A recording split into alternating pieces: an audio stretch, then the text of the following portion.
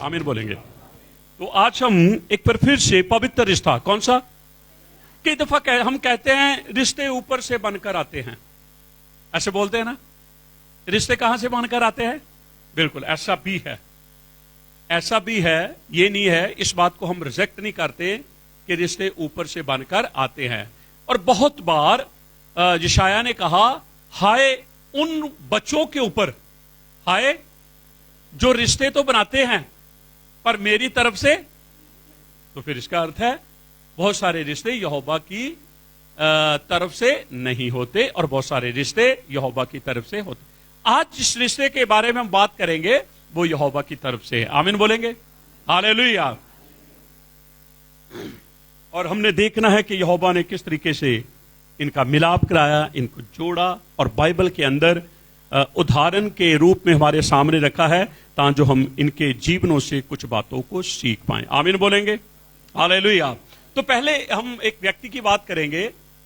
जब यहोवा ने मूसा को कहा कि मैंने तुम्हें कनान देश देना है, कौन सा देश? उसकी उसकी उसकी खासियत क्या है? वहां दूध और शहद की। अच्छा, जब ये बात हमारे सामने आएगी, दूध शहद की नदियां, तो हम फिजिकल चीजों को देखना शुरू कर देंगे, है ना। याद रखें, दूध भी वचन है, शहद भी। तो वो एक ऐसा स्थान है जहां से वचन ही वचन निकलेगा, आमीन बोलेंगे, हालेलुया। आदि में क्या था? वचन किसके साथ था? और वचन ही क्या था? अब ऐसे कहें, आदि में यीशु था, बोलिए, ठीक है। आदि में यीशु किसके साथ? नहीं, यहोवा के साथ। यीशु किसके साथ? और यीशु ही यहोवा है, हाँ ठीक है। तो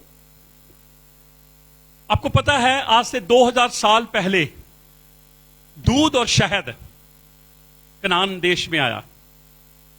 यीशु सी वचन था, वही दूध है, वही दूध किसके लिए है? बच्चों के लिए। शहद किसके लिए है? बड़ों के लिए।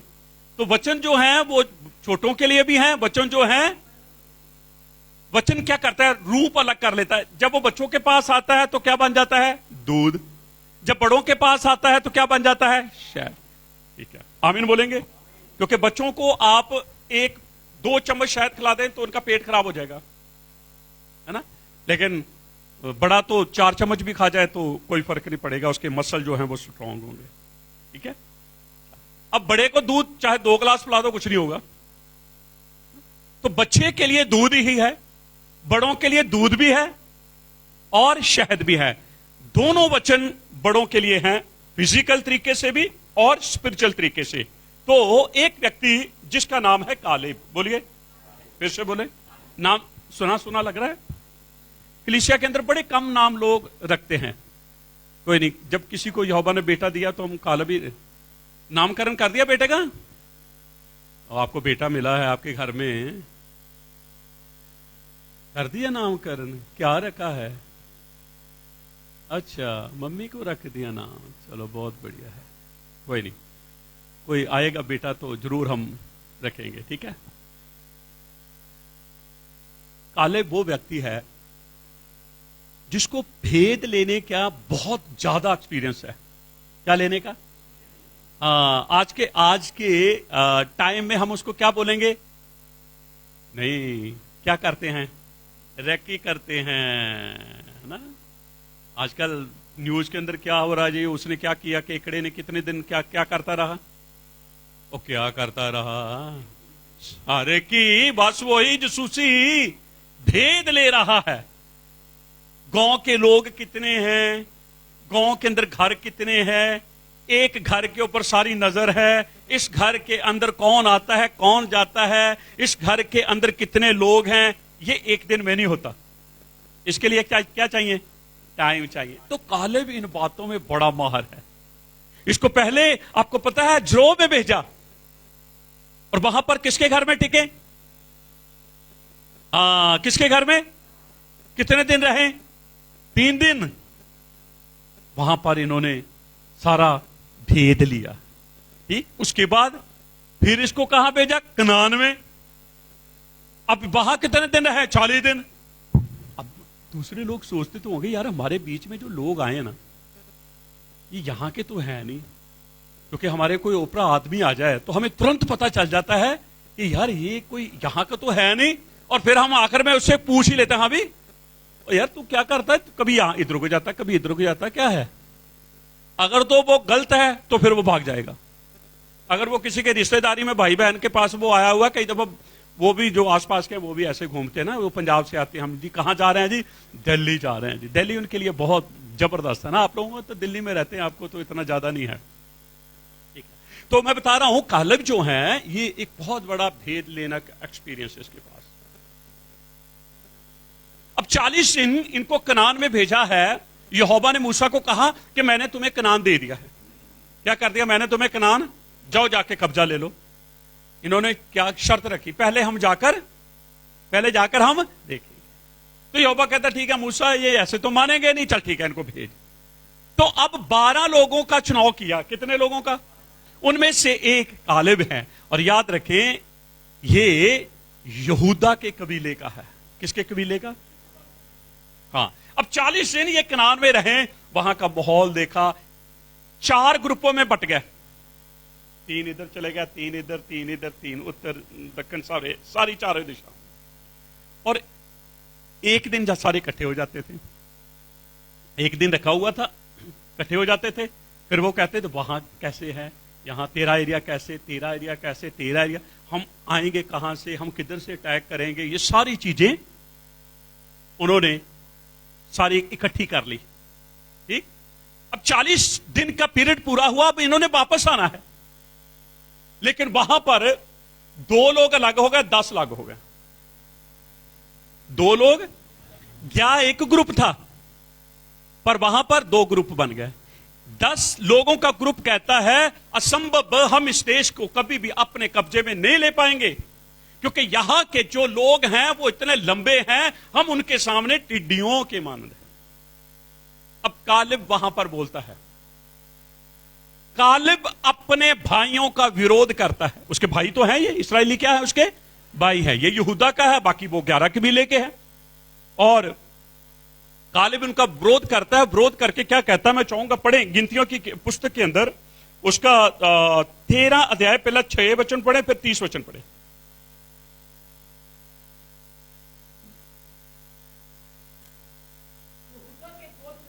यहूदा के गोत्र में से, हाँ, कालिब।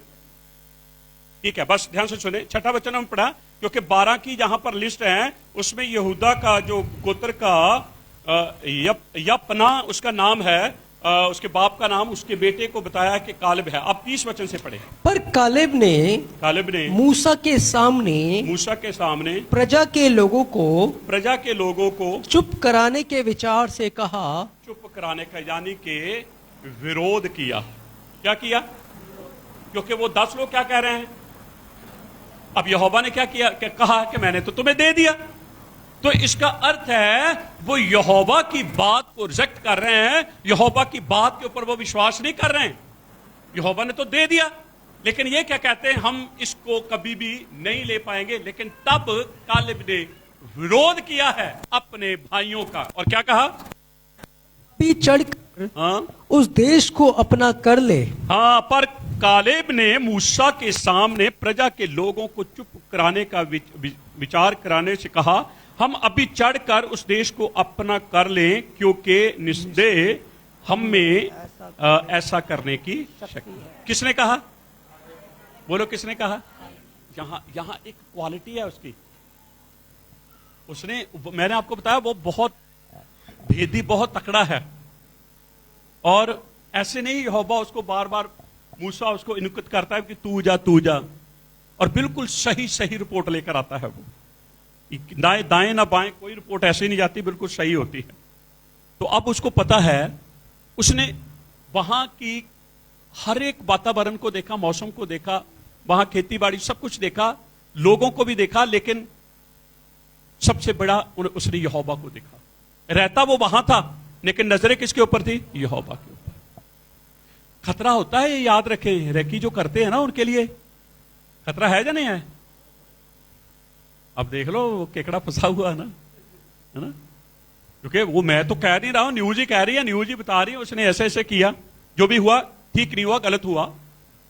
लेकिन हमारा वो टॉपिक नहीं है। मैं सिर्फ ये बताना चाहता हूं कि जो रेकी करते हैं उनके पास सारी इंफॉर्मेशन होती है।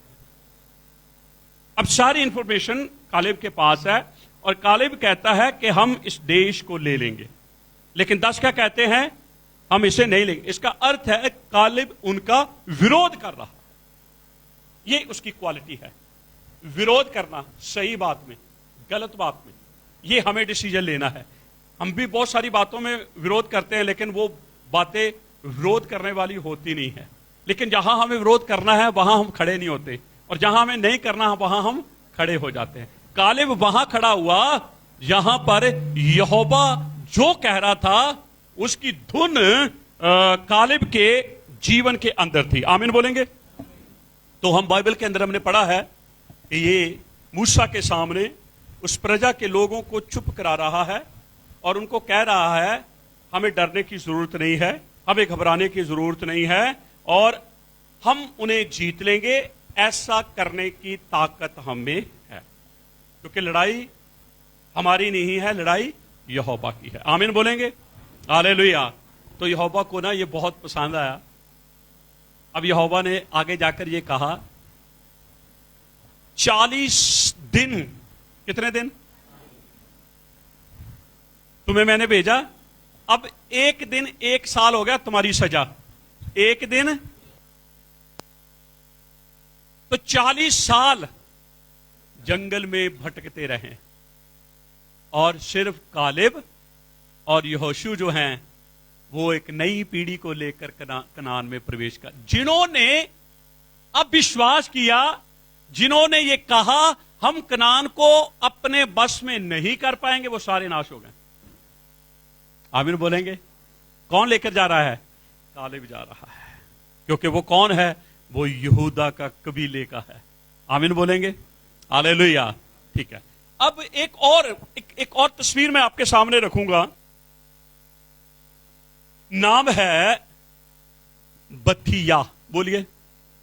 हाँ, क्या है जी? नाम सुना सुना लग रहा है या नहीं? अभी ब्रित नाम सुना है? याद नहीं आ रहा है ना? आमीन बोलेंगे। ये बथिया कौन है? बहुत बड़ा रोल है इसका। मूसा की मां। अच्छा, जन्म देने वाली मां बड़ी होती है या पालन पोषण करने वाली मां बड़ी होती है? बोलिए। तो बथिया वही है। जन्म याकूबेद ने दिया, याकूबोद है उसका नाम। याकूबोद का अर्थ होता है यहोवा की महिमा, उसकी ग्लोरी, और बथिया का अर्थ होता है यहोवा की बेटी। क्या है जी? थोड़ा सा इसका इंट्रोड्यूस हम देखेंगे। निर्गमन की पुस्तक 2 अध्याय 5 से 10 वचन।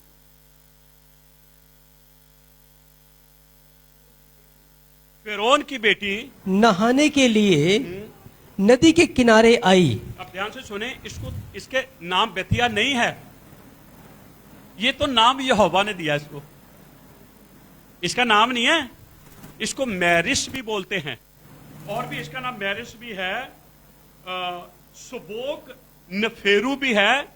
3-4 इसके नाम है जो लोग उन नामों से इसे बुलाते थे। बेथिया तो है ही नहीं नाम। बेथिया नाम तो कौन दे रहा है? यहोवा। बताऊंगा बेथिया नाम यहोवा ने क्यों दिया। ठीक है जी, पढ़े जी। फिरौन की बेटी आई, जब वो नदी के किनारे आई, उसकी सहेलियां जो थी नदी के किनारे किनारे टहलने लगी। तब उसने कांसों के बीच टोकरी को देखकर, एक पानी के अंदर टोकरी को देखा, अपनी दासी को उसे ले आने के लिए भेजा। उस टोकरी को अपनी दासी को भेजा कि उसे लेकर आओ। तब उसने उसे खोल कर देखा कि उसमें एक रोता हुआ बालक है। देखो देखो, ध्यान से सुने। उसने अपनी दासी को भेजा, क्या करे? तो वो लाई। अम्मी कह रहे हैं, वैसे लिखा तो है नहीं वो लाई है, लिखा तो नहीं है ना, वो लाई नहीं। यहोवा नहीं चाहता था कि कोई दासी जाकर मेरे बेटे को छेड़े। जैसे ही वो दासियां उस टोकरी की तरफ गई, यहूदी कल्चर या यहूदी स्टडी ये कहती है कि स्वर्गदूत आया, उसने उन दासियों को मारा वहां पर। फिर बथिया को जाना पड़ा, और जैसे ही बथिया ने टोकरी को पकड़ा और खोला तो पूरी टोकरी जो अंदर से रोशनी से भरी हुई थी। किससे भरी थी? ऐसे हो सकता है? वैसे हो सकता है। जब मूसा पहाड़ से यहोवा के उपस्थिति से नीचे आया तो क्या था? उसका चेहरा सूरज की तरह चमक रहा था रोशनी से। रोशनी जब वो पैदा हुआ, रोशनी तब भी उसके साथ थी। जब उसको पानी में छोड़ा गया और पानी से निकाला गया, रोशनी तब भी उसके साथ है। रोशनी क्या है? यहोवा की शकाइना, उसका जलाल, उसकी ग्लोरी उसके साथ है। तो नहीं, जैसे ही बथिया ने जाके टोकरी को छुआ और उसने टोकरी को खोला, आपको पता है मूसा जो था वो रोशनी से भरा। बथिया 1 मिनट के लिए तो डर गई क्योंकि अद्भुत है, लेकिन स्वर्गदूत ने मूसा को यूं मारा। जैसे ही मारा, बच्चे को मारेंगे तो क्या करेंगे? बस जैसे ही रोआ तो मां की ममता बथिया के अंदर से जाग पड़ी। अब तो वो छोड़ेगी ना रोते बच्चे को। वैसे तो बेशक वो छोड़कर आ जाती है, वो तो भाई बच्चा नहीं है, वो तो पता नहीं क्या है। लेकिन उसके रोने को सुनकर बथिया ने क्या किया? उस बच्चे को अपने पास ले लिया। पढ़े, अब पढ़े स्टोरी। मैंने थोड़ी सी आपको बताई है उसकी बैकग्राउंड कि एक रोता हुआ बालक है। हाँ, क्या है जी? ऐसे कैसे रो रहा? वो रुवाया गया है। वो तो जो यहोवा के बच्चे रोते हैं ना, उनको रुवाया जाता है। आज भी अगर आप बड़े बच्चे हैं ना यहोवा के, तो कभी कभी यहोवा हमें रुलाता है ना। फिर यहोवा पीड़ा से, दर्द से भर जाता है, क्योंकि यहोवा हमारे लिए माँ भी है, यहोवा हमारे लिए बाप भी है। वो इसलिए तो कहता, मैं तेरे आंसुओं को कुप्पी में रख लेता हूं। जब नन्ना सा बच्चा रोता है तो माँ क्या करती है? कितने लाड करती, कितने प्यार करती, आंसुओं को भी चाट लेती है, वो पी जाती है ना। आमीन बोलेंगे? तो अगर माँ ऐसा कर सकती है तो यहोवा उससे बढ़कर करता है। आमीन बोलेंगे? ठीक है जी, पढ़ें आगे। उसने कहा, यह तो किसी इब्री का बालक होगा। हाँ, क्या कहा जी? ये पहचान थी, इब्री का बालक है, क्योंकि वो जन्म से खतना किया हुआ बच्चा था वो। तो उसने कहा ये तो इब्री। याद रखें, इस बथिया की शादी हो चुकी है लेकिन बच्चा नहीं पैदा हुआ, इसलिए इसको बच्चे की जरूरत थी। ऐसे थोड़ा कुंवारी कैसे उठा के ला सकती है?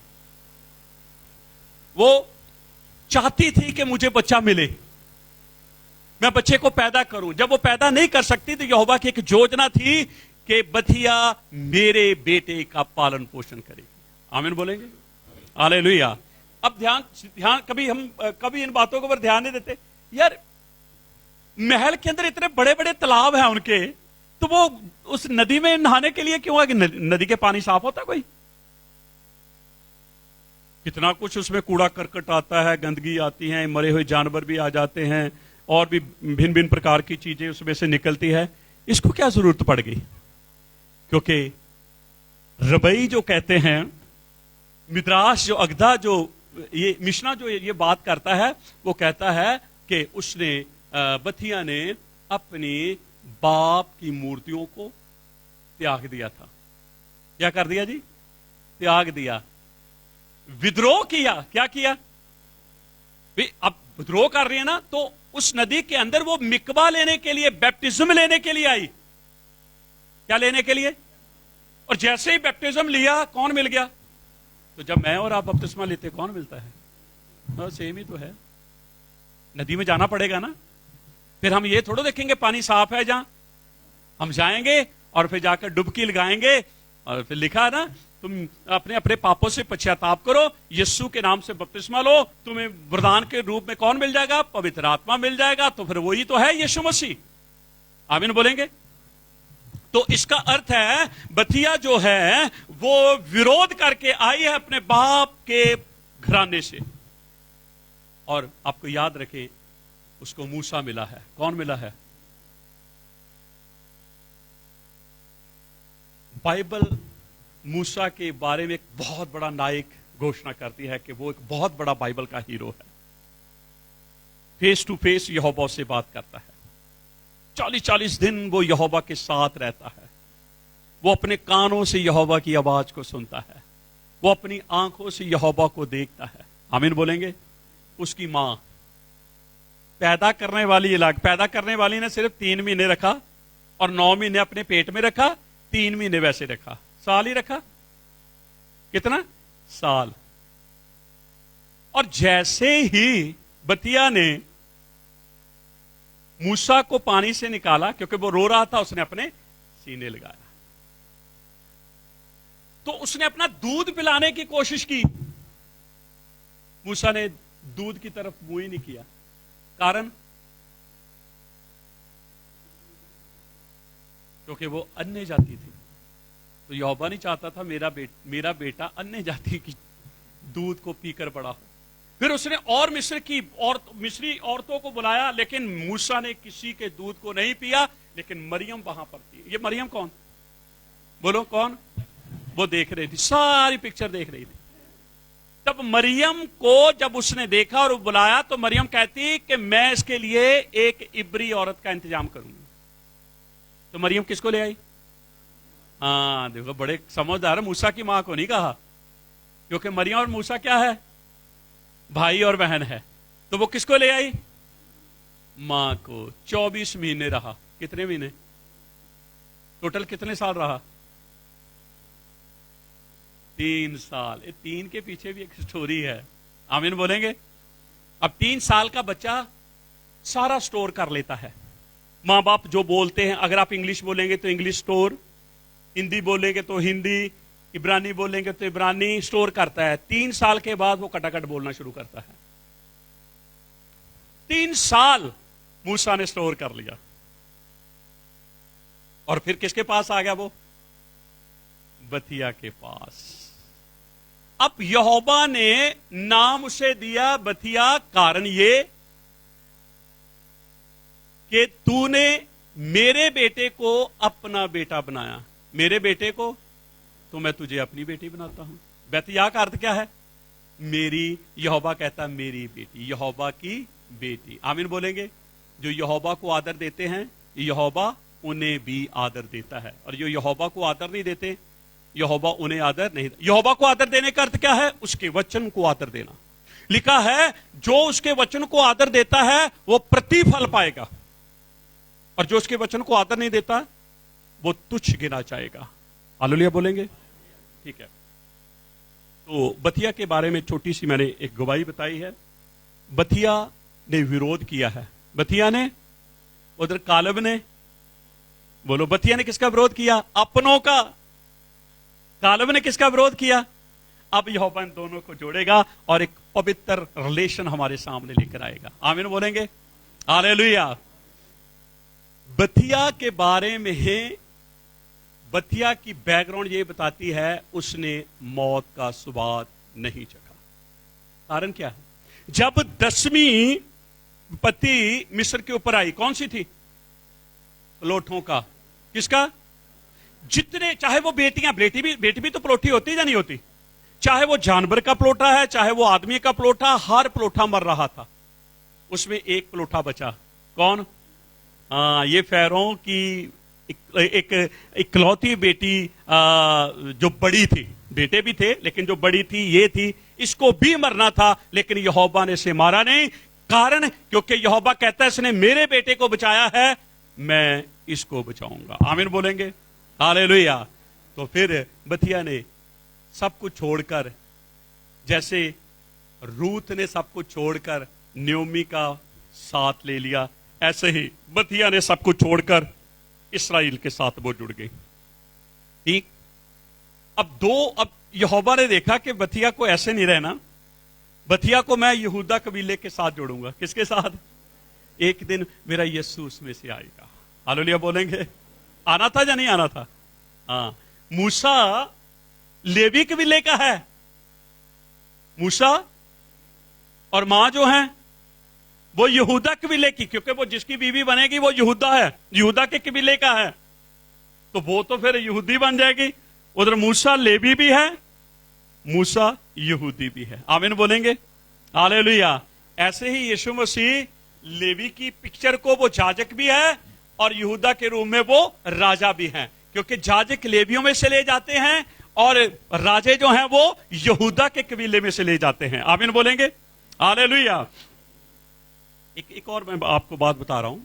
जब मूसा मर रहा था, मर ही रहा था ना, वो पानी में छोड़ दिया, मां बाप की तरफ से क्या हो गया, मर ही जाएगा, वो बचेगा थोड़ा। आपको पता है मरियम को बहुत डांट पड़ रही थी। कारण ये था, जिस दिन मूसा पैदा होना था ना, मूसा ने, उसके पैदा होने से पहले मरियम ने भविष्यवाणी की थी कि जो हमारे घर में है ना बेटा आएगा वो इस्राएल के छुटकारे का कारण बनेगा।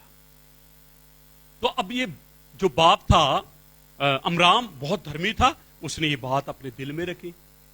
और योकोबेद जो थी वो भी बड़ी धर्मी, उसने भी अपनी बात मन में रखी। लेकिन जिस दिन मूसा को पानी में छोड़ा गया तब वो मरियम के खिलाफ हुए। अब मरियम कहती कि अगर यहोवा ने ये बात मुझे कही तो फिर ये पूरी क्यों नहीं, मैं देखूंगी इसके साथ होता क्या है। इसलिए वो दूर, मां भी चले गई, बाप भी चला गया, मरियम वहीं पर खड़ी रही। आमीन बोलेंगे। और आपको पता है वो बात भविष्यवाणी थी और भविष्यवाणी पूरी होती है। एक दिन मेरा यीशु क्रूस के ऊपर था, मरियम कहां थी? मरियम कहती ये तो यहोवा का पुत्र, ये तो मर नहीं सकता। जैसे वहां मरियम खड़ी है मूसा के पास, मूसा मर नहीं सकता। इधर कौन खड़ी है? इधर भी एक मरियम है, उधर भी एक मरियम है। उधर भी एक छुड़ाने वाला है, इधर भी एक छुड़ाने वाला है। उधर इस्राएल को मिस्र से निकालने वाला है, इधर मानव जाति को अंधकार से निकालने वाला है। आमीन बोलेंगे। सारी चीजें छुपी हुई है, सारी चीजें। लोग कहते हैं जी वो तो कबाला का प्रचार करते हैं, बड़े गलत प्रचार करते हैं। मैं कहता हूं कभी ध्यान से प्रचार को सुनोगे तो मैं विश्वास करता हूं कि आप आशीष पाएंगे। आमीन बोलेंगे, हालेलुया। उधर बथिया ने विरोध किया, उधर कालेब ने विरोध किया। अब यहोवा ने क्या किया? इन दोनों को जोड़ दिया, इन दोनों को जोड़ दिया। आमीन बोलेंगे, हालेलुया।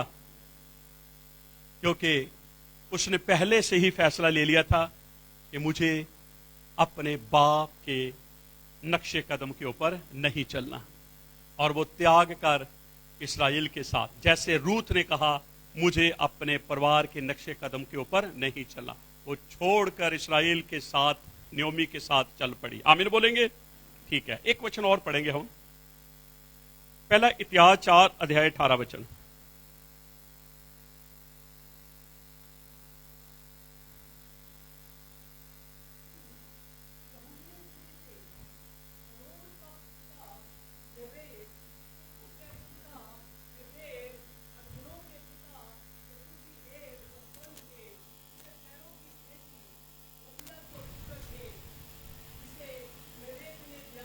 हाँ देखो, बेतिया का नाम आ गया ना।